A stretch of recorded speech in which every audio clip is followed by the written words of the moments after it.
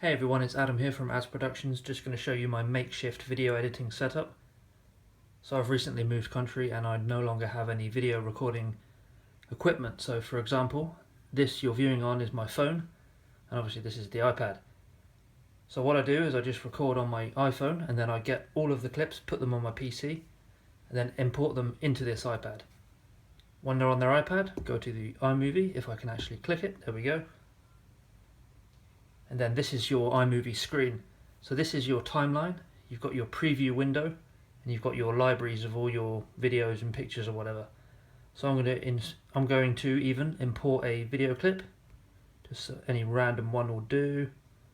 That one, 42 seconds long. So as you can see, you've got the preview window now and you've got the timeline here, so you can move the position of the timeline by going left and right. It's not the most feature-packed software in the world, but it basically allows you to cut, split, fade, etc. So I'm just going to go run through a few of these now. So yeah, this is your timeline left and right. So let's click on any point in this video. So let's go to here, then we tap here, and as you can see, some options appear at the bottom. We've got actions, speed, volume, tiles, and filters. So actions will give you split, detach audio, and duplicate. So let's just choose split to show you. That splits the clip into two separate ones. Detach audio will be applied to this in yellow. And now we have another track here, that's for your audio track. You can also press the duplicate one, so let's go back in here and go duplicate. So now we've made an exact copy. Let me just check that. Yep. So we've made an exact copy of the selected clip. So now let's go into more options that they have. So we've got speed here. This basically allows you to do slow motion and time-lapse sort of clips. And you can also do it so it freezes. So for example, you can make it go ultra fast. Let me just try and show you an example. Normal, and then freeze frame, and then normal. So for example, if you've got a slow motion clip, you can slow it down, then have it focused in and stop on a particular frame. And moving swiftly on. So we've got volume. This is all just by selecting a clip, so we don't even have to use this one, we can use this one.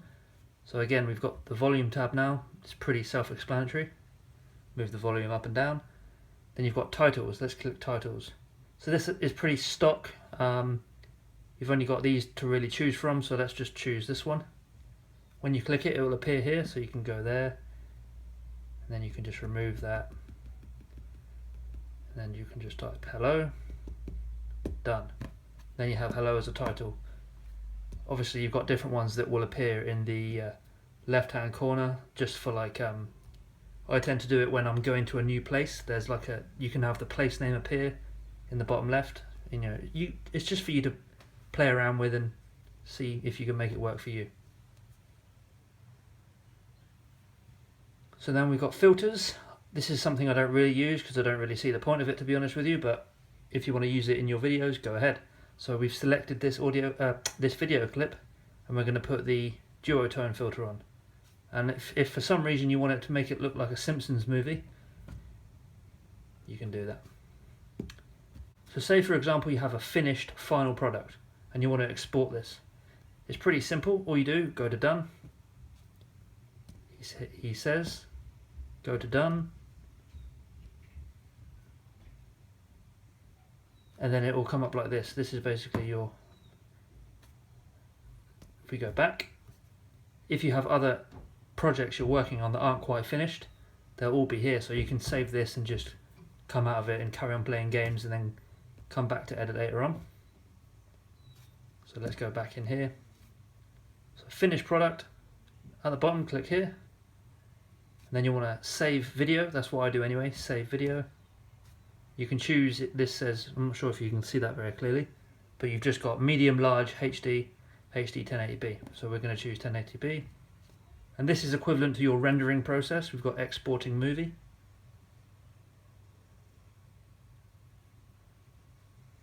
You don't need to see that because it's just going to take ages. We've got theatre mode. So share your project to the theatre and watch it on computer. So you know how it works with Apple TV and things. You can like AirPlay your stuff if you want to share family videos, etc., etc. So again, going back into our editing window, you have some more options here on this little cogwheel at the top right hand corner. If it lets me click it, which it does. This allows you to adjust various settings such as whether or not you want the speed to change the pitch, if you want it to fade out to black at the end of the clip, because you may have noticed in some of my vlogs it will just end abruptly. You can fade in from black, you can choose theme music, etc., etc. So if we do theme music, that will apply the theme music of whatever theme you select. So I've selected CNN Report, and in theory that should have added a layer called iReport. So now when I play it, the theme music is in the background just by selecting the theme music here. It's quite amateurish, to be honest, to do that, but it's a very basic program, so what do you expect? So let's press play. And because the audio clip is a bit loud, let's go and use the feature that I've already shown you by, let's just recap. So click that, go to volume, all the way down. Now we have the audio clip muted, sorry, the video clip muted with the soundtrack not muted. So let's play.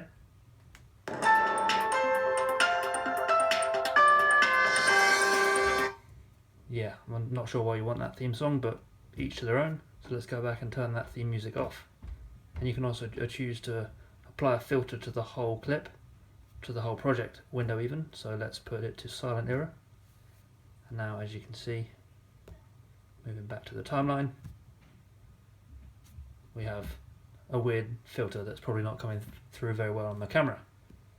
So that's iMovie. The only downside I can really see to it is by the time you've bought an iPad or an iPhone to have the capability of using iMovie, you might as well have bought yourself a point and shoot camera. But this is basically just the setup I'm using. The other downside that I can think of is that iMovie actually costs money. I'm not sure how much it costs though, because it varies from day to day and country to country, but I think it's about $4.99. And that doesn't really matter which country you're in, but again, you might want to look this up for yourself. But to be honest, if you need to do some quick on-the-fly editing, perfect for things like vlogs and basic video diaries and entries, for example, then this is probably the application that you'll want to look at getting. If you have any questions about this, leave it in the comment below and I'll try and answer you as quick as I can. It's been a while since I've done a technology related video, so apologies if it's not up to scratch on what you expect from this channel, but more to come. Thanks again.